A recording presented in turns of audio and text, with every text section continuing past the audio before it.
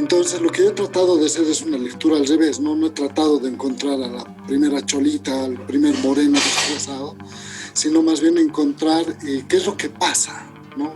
¿Qué es lo que produce el hecho de la aparición y la presencia de la morenada en un contexto tan interesante y tan peculiar como el nuestro, ¿no? El boliviano.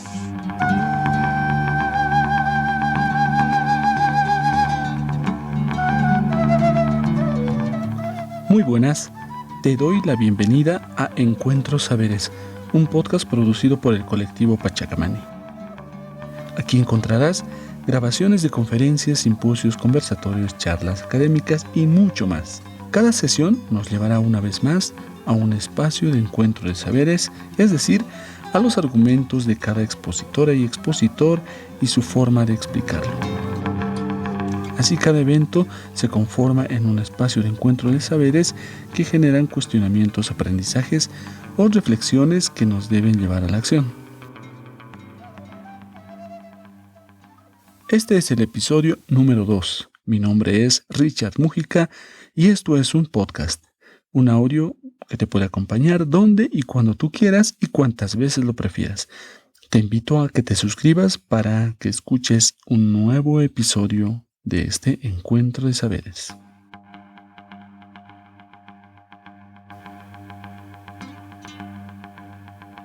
En este episodio vamos a escuchar a Cleber Carlos Cárdenas Plaza. Él es doctor en estudios culturales latinoamericanos por la Universidad Andina Simón Bolívar y magíster en estudios de la cultura con mención en políticas culturales por la misma universidad. Es licenciado en literatura por la Universidad Mayor de San Andrés, UMSA, y docente universitario en la misma universidad, así como en la Universidad Pública del Alto y profesor de posgrado. Fue coordinador del Instituto de Investigaciones Literarias de la UMSA, investigador del mismo y del Instituto de Estudios Bolivianos IEB-UMSA. Además, es coautor y responsable de Realidades Solapadas, la transformación de las polleras en 115 años de fotografía paceña, publicada en 2015, con el Museo Nacional de Etnografía y Folclore. También es coautor de Gran Poder, La Morenada, el 2009, con el IEB-UMSA, y coautor y editor de Literatura y Democracia, novela, cuento y poesía en el periodo 1983 al 2009, con el Instituto de Investigaciones Literarias de la UMSA. Coautor de Jóvenes y Políticas en el Alto, La subjetividad de los otros en el 2007, investigación financiada y publicada por el PIEP. Su obra está dispersa en aportes en libros y revistas internacionales. Actualmente prepara el libro sobre el Gran Poder, cuya base es su tesis doctoral. Su participación se dio en el conversatorio El Poder de la Morenada, Cultura, Educación y Salvaguardia, realizada en la ciudad de La Paz, el día 8 de septiembre del 2020. La idea original del evento la dio David Aruquipa y Pachacamani coadyuvó en la moderación y transmisión del conversatorio vía la página de Facebook de Pachacamani. La ponencia que vamos a escuchar se titula Un breve estado de arte sobre el origen de la danza de la morenada y tiene 3 partes. Se hace una descripción sobre las innumerables tesis que existen sobre el origen de la danza de la morenada, comenzando por Oruro, en el lago Titicaca y en la ciudad de La Paz. Y finalmente, la tesis de la exposición culmina explicando el vínculo del origen de la danza con los autos sacramentales.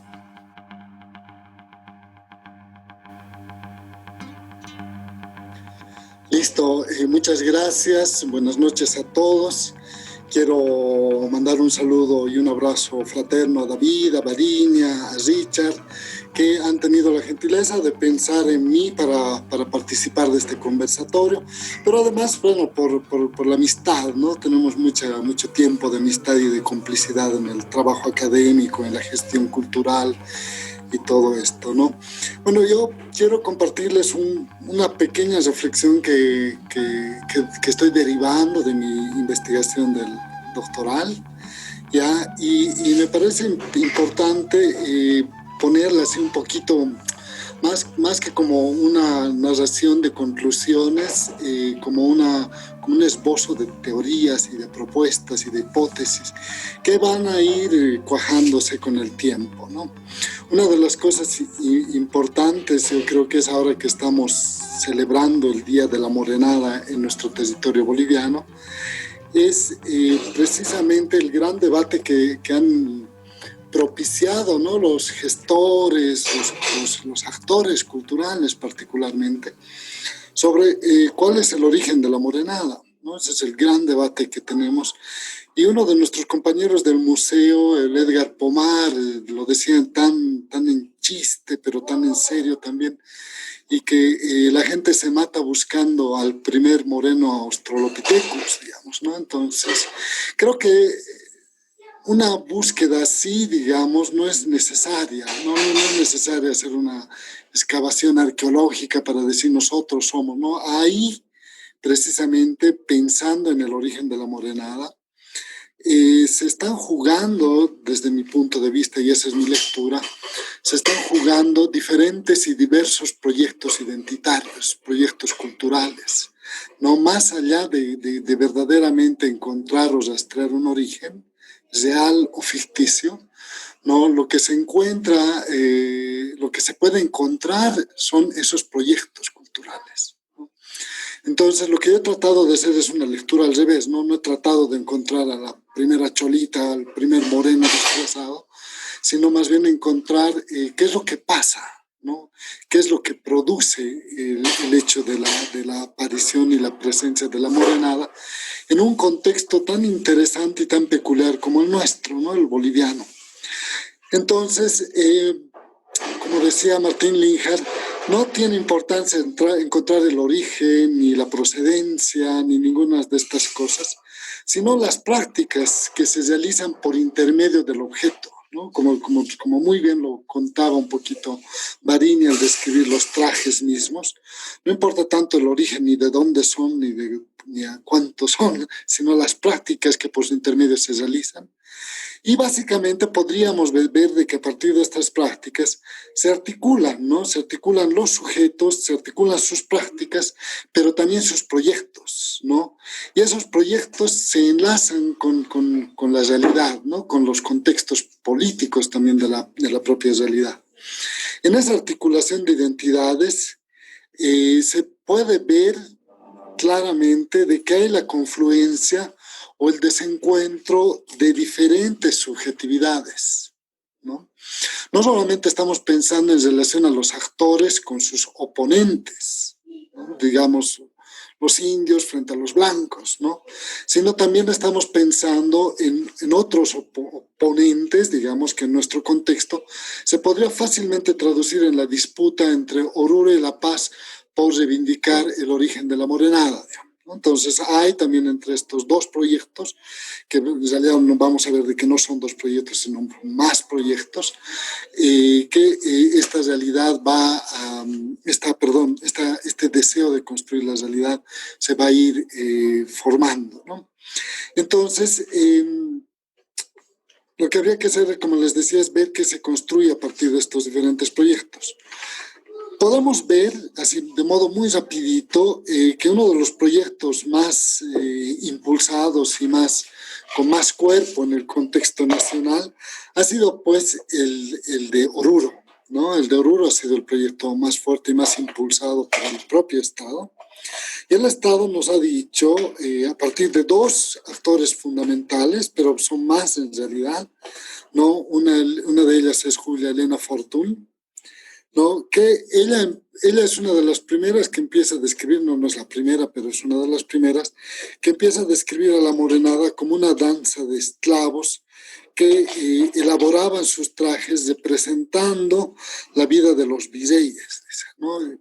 Eso dice la Julia Elena Fortuna en los años 50 más o menos, ¿no? Por el otro lado, el Cocomanto, el Mansilla, también va a sostener una cosa un poco parecida. Ellos ya llevan el asunto a que son los migrantes negros, son los esclavos negros que fueron traídos durante la colonia, y que la danza de la morenada representa una especie de parodia al arrastre de las cadenas de estos esclavos en un contexto, ¿no? En este contexto. Muchas de estas hipótesis han sido cuestionadas en su momento. Un poquito más adelante voy a contar cuáles son los puntos de cuestionamiento de estas hipótesis. Pero, sin embargo, esta hipótesis ha tenido un fuerte impulso, especialmente por el Estado Nacional, cuando en el contexto de los gobiernos del MNR, no me acuerdo muy bien los años ahorita, se me fueron. En el contexto de los gobiernos del MNR, el MNR propugna la consolidación del Carnaval de Oruro como patrimonio inmaterial de la humanidad, ¿no? En ese contexto de que el Carnaval de Oruro sea nombrado patrimonio inmaterial, ¿no? En ese contexto se produce toda una narrativa y se le da mucha fuerza a la narrativa de Oruro, ¿no? Oruro se consolida a sí mismo como el espacio donde tiene origen todas las danzas folclóricas bolivianas, ¿no? A partir del discurso del 52, ¿no? O sea, estoy jalando los años, por si acaso, no es desde el 52, pero estoy jalando los años para que veamos eso, ¿no? Eso es a consecuencia de la patrimonialización del Carnaval de Oruro, ¿no? Por el otro lado, tenemos a las tesis paseñas, ¿no? Hay varias tesis paseñas. Una de las más importantes y de mayor relevancia ha sido la de Taraco, ¿no? Que la ha propiciado también un funcionario del Museo Nacional de Etnografía y Folclore, ahorita director de la carrera de bibliotecología, Freddy Maidana. Que Freddy Maidana, junto a María Elena Alvarado y muchos otros actores sociales de Taraco, propiciaron un seminario muy largo donde expusieron esta idea de que el origen de la morenada era Taraco. ¿No? ¿Cuál es la mayor fuente que ellos usan, digamos, para circunscribir o para atribuir el origen a su población? Son las pinturas de Chirapaca, que según el libro y los investigadores de Taraco, responde a unas pinturas que son coloniales y son del siglo XVII. Ese es su gran argumento y su gran demostración.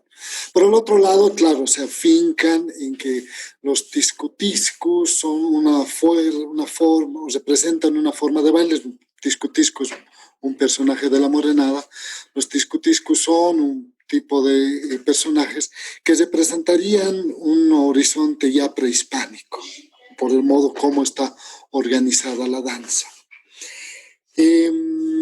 Más allá de la posibilidad de la hipótesis misma ha sido puesta en duda por muchos investigadores.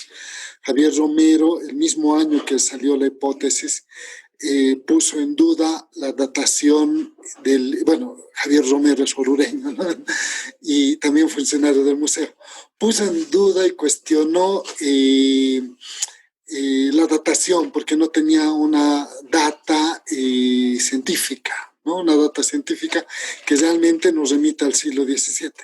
Pero por el otro lado, otros investigadores empezaron a sostener de que era que Chirapaca no pertenece a Taraco, ¿no? Taraco está muy adentro de la carretera y Chirapaca está al borde de la carretera hacia el lago Titicaca, ¿no? Entonces, claro, con esas hipótesis un poquito quiebra esto, pero nuevamente ahí está el proyecto, ¿no? El proyecto de los habitantes de Taraco era muy fuerte de apropiarse de esto y construir su proyecto identitario a partir de la morenada. Tanto así que actualmente en los círculos folcloristas más relevantes del contexto paceño es indudable para la mayoría de los actores sociales que Taraco es la cuna de la morenada, ¿no? Entonces, en cierto sentido, digamos, esa hipótesis ha sido una hipótesis exitosa.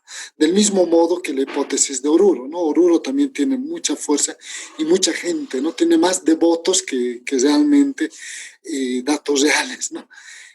Por el otro lado está la tesis del David Mendoza, y el David Mendoza también va a sostener una cosa un poco parecida. O sea, el origen del lago, por eso están bordados los pescaditos, por eso los bordadores más importantes son de Chacachi, de Taraco, de todos estos lados. Él amplía el espectro, no es circulacustre, digamos, en cierto sentido. Y él dice una cosa muy interesante, ¿no? Él dice que en la morenada se reproducen las formas de organización social y jerarquías políticas que hay alrededor de las culturas que bailan morenada, ¿no? Entonces, esa hipótesis es también interesante, pero nuevamente estamos en esto, ¿no? ¿Cómo nos apropiamos de esto para favorecer o para producir un discurso que fomente el discurso identitario que tenemos nosotros? Hay otras hipótesis del lago, ¿no? Ochoa, varios otros actores políticos y sociales que han empezado a esbozar estas hipótesis.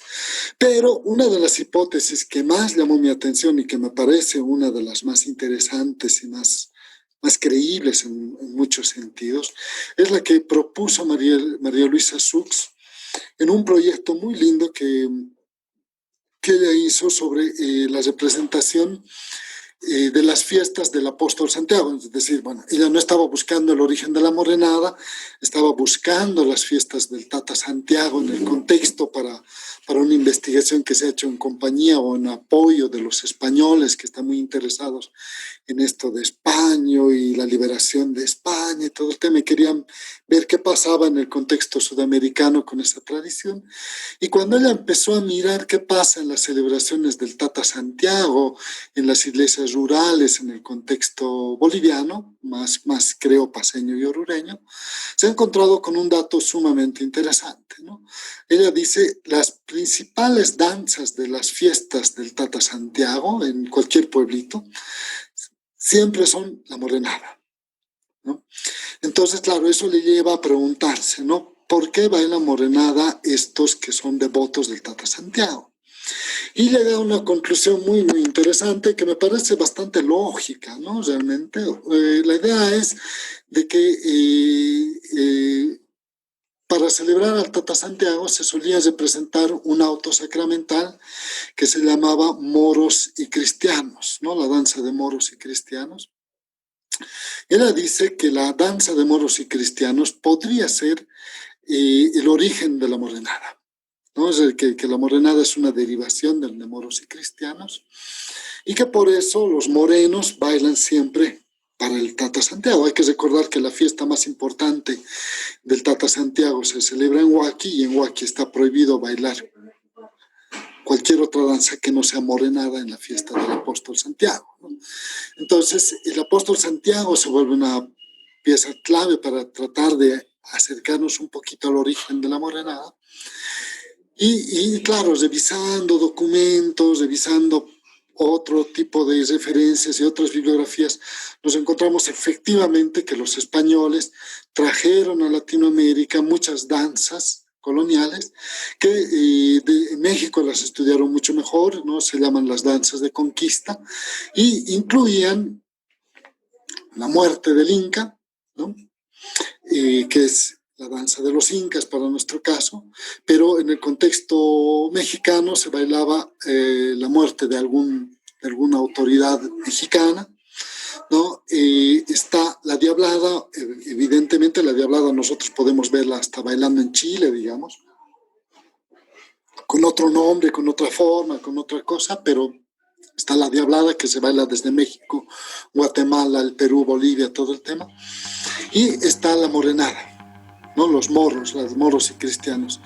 En Bolivia, según se tiene referencias, Cuentli hizo un trabajo muy lindo sobre moros y cristianos. En Bolivia había muy pocas y quedaba una sola población, según nuestra investigación, quedaba solamente una población que bailaba ya moros y cristianos en Bolivia, y pues estamos hablando de eso hace 15, 20 años, ¿no? Entonces es probable que ahorita ya no quede una población que baile moros y cristianos. Sin embargo, quedaron los morenos, ¿no? Esto para resumir así muy rapidito, porque claro, ella dice, es evidente, ¿no? Los morenos, los moros bailan con pollerines, ¿no? Y justo el personaje más emblemático de la morenada usa pollerines, son los basilitos, ¿no? Entonces, si vamos hilando, comparando todo el tema, hay muchas cosas que hacen parecer. Nuevamente hay otro proyecto político que es un poco más largo y más difícil de rastrear, que es el proyecto político de la propia Iglesia Católica y su propia, ¿cómo se dice?, transmisión de su universo religioso, ¿no?, a la población a la que están conquistando. ¿no? Entonces, vemos de que alrededor de la morenada, alrededor del origen de la danza de la morenada, hay, ¿no?, varios proyectos que están funcionando, varios proyectos que no solamente vienen desde posiciones desde arriba, ¿no? Un proyecto desde arriba es efectivamente el colonial, el religioso católico, ¿no?, que ha circulado por toda Latinoamérica.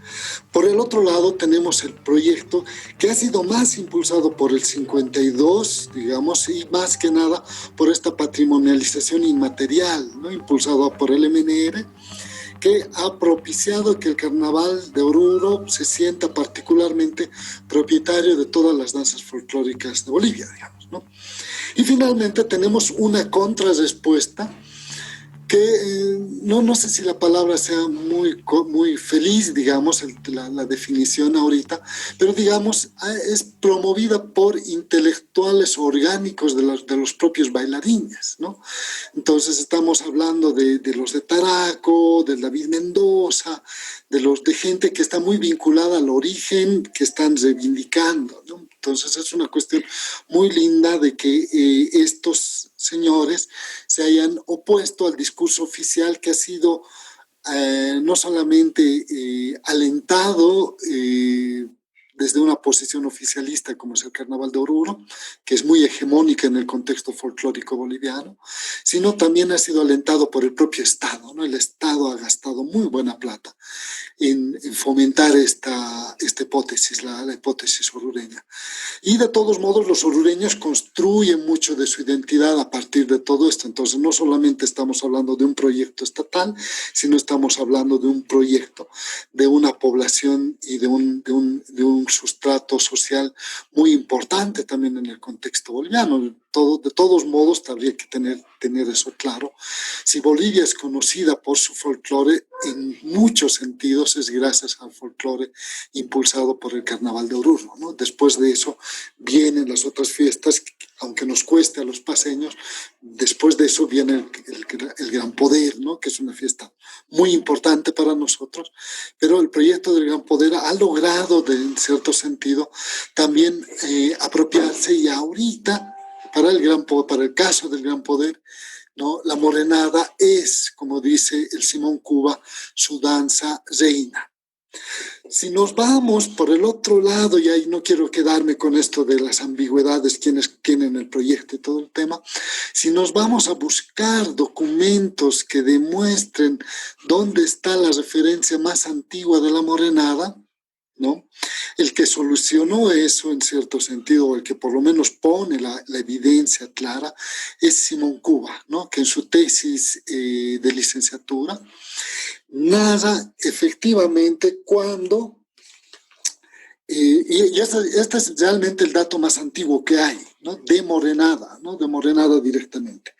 Les voy a leer la citita y creo que con eso puedo ir cerrando mi exposición, pero él cita a Wedel, que escribe en 1853 esta referencia a la danza de la morenada. Los artesanos sastres, que pertenecen casi todos a la clase de los mestizos o cholos, se visten con una elegancia aristocrática y se pasean todo el día con máscaras negras, bajo esta forma que se los llama morenos. Hay algunos que llevan enormes matracas, otros fusiles y pistolas, pero la mayoría no tiene otras armas que instrumentos corrientes de música. Y una vez era el día de la Asunción, una comparsa de estos bellos sastres en el patio del palacio donde daban una serenata al presidente, ¿no? Esta referencia es la primera se la encuentra en el contexto paceño, ¿no? Es la primera en la que está documentada en cualquier documento que exista en Bolivia. Si nos vamos a los documentos que muestran los orureños para demostrar que el origen es colonial y es en Oruro y todo el tema, revisamos toda la documentación que esbozan los orureños y no tienen nada tan antiguo como esto, ¿no? Su referencia más antigua es un traje bordado antiguo que igual no ha pasado por una validación que demuestre efectivamente a qué año corresponde, y su mayor documento es un contrato para bailar una danza, pero es un contrato del siglo XX, ¿no? Que es un contrato para contratar una banda. Algo similar pasa con Taraco, algo similar pasa con Achacachi. Esta es una de las referencias como más interesantes. Pero no quiero dejarlo del todo así. También hay otro datito que me parece importante. Y con eso creo que voy a cerrar porque si no ya los voy a aburrir, ¿no? Es que hacia 1940, el servicio prestado por los indígenas en las mitas mineras, ¿no? Empieza a ser un servicio que es pagado. Antes de eso era un servicio gratuito. Entonces los indígenas y los mestizos que trabajaban en las minas se mueren por trabajar una mita más, porque eso efectivamente les iba a servir para tener mayores ingresos. Hacia 1953, los empleados mineros, ya pasando la Revolución Nacional, los empleados mineros comienzan a volverse un poder económico sumamente importante en el contexto de la cultura popular. Y volverse actores económicos y al mismo tiempo actores culturales en ese contexto, pues les permite acceder a estos pequeños lujitos aparte, ¿no? Estoy hablando de que en 1853 los sastres accedían a hacerse trajes lujosamente bordados, y en 1953 hay un grupo minero muy importante que también puede acceder a este tipo de trajes, y con eso posibilitan de que los bordadores generen también una nueva industria muy rica, muy rica, y eso le da un impulso muy alto a la construcción, a la elaboración de trajes finamente bordados. Yo creo de que es en ese contexto de auge económico de los sectores populares que nuestra cultura popular se va a ir nutriendo y va a producir lo que ahorita nosotros tenemos, ¿no? Como folclore nacional, pero sobre todo este tipo de danza de la morenada que ha logrado, entre muchas cosas, producir ritmo, producir bordado y producir estética, no estética en cuanto a coreografías y danza, pero también en una estética muy elaborada en comparación a otras regiones de nuestro propio continente. Para otra ocasión voy a dejar esas comparaciones ya más odiosas con otros espacios culturales y otros países, pero me parece importante que vayamos marcando de que nuestra riqueza cultural se debe particularmente a este ascenso de los sectores populares, a este ascenso económico de los sectores populares. Espero no haber dicho muchas cosas muy jaladas de los pelos y les doy mucho las gracias por haberme puesto atención y bueno, pues el resto lo dejamos para las preguntas. Gracias.